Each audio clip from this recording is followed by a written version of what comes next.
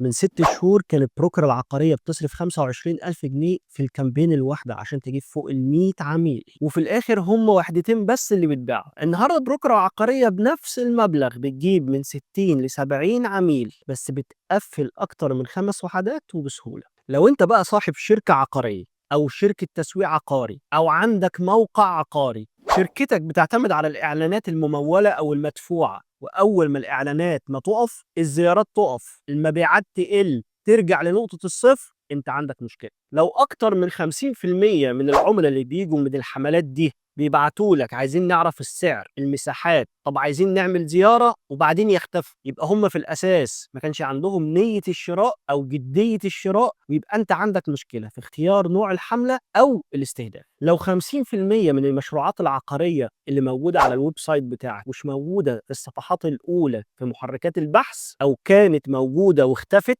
فأنت عندك مشكلة كبيرة، لأن ببساطة ده عميل أورجانيك، يعني مش بتدفع فيه فلوس، وهو اللي بيدور عليك مش أنت اللي بتدفع عشان تدور عليه. آخر حاجة بقى، لو مش بتعرف تعمل إعادة استهداف للعملاء عن طريق الإعلانات المدفوعة أو عن طريق الإيميل ماركتينج، فصدقني أنت بتضيع أكتر من 40% من ميزانية التسويق. أنا عملت لك ندوة مجانية لمدة 30 دقيقة بس هتحل لك كل المشاكل اللي احنا اتكلمنا فيها دي واكتر. هنشرح فيها خطه من 4 مراحل ساعدت شركات كتيره وكبيره وزودت المبيعات بتاعتها. ازاي تعمل اعلانات مدفوعه وهنركز على الاستهداف عشان نجيب عميل عنده نية الشراء بتكلفة أقل.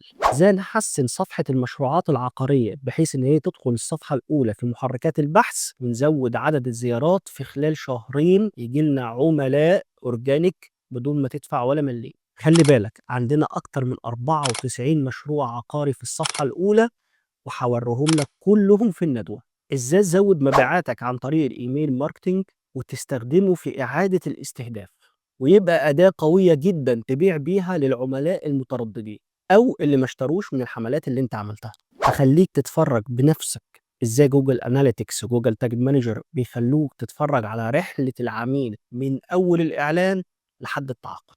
الكلام ده حقيقي ومجرب ومضمون، وحواريك بنفسك ازاي تنفذه، لان ده خلاصة خبرة اكتر من 15 سنة في التسويق العقاري الرقمي. سجل معانا في الندوة وهديك خطة لمدة 30 يوم تزود بيها المبيعات بتاعتك مجانا. خطة عن طريقها هتزود الزيارات، هتحسن الليدز بتاعتك، هترفع مبيعاتك بشكل ملحوظ. كل ده واكتر مجانا بدون ما تدفع اي حاجة. سجل دلوقتي وهسيب لك الرابط والمواعيد في وصف الفيديو.